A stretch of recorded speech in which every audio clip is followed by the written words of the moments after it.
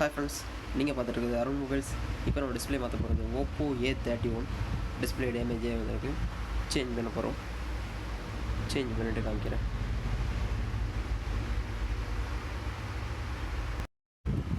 Oppo A31 after display change.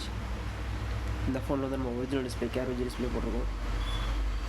உங்களுக்கு எது display மாற்றணும் அப்படின்னாலும் கீழே தெரியுற நம்பருக்கு கான்டெக்ட் பண்ணுங்கள். எல்லா ஃபோனுக்குமே டிஸ்பிளே மாற்றி கொடுக்குறோம்.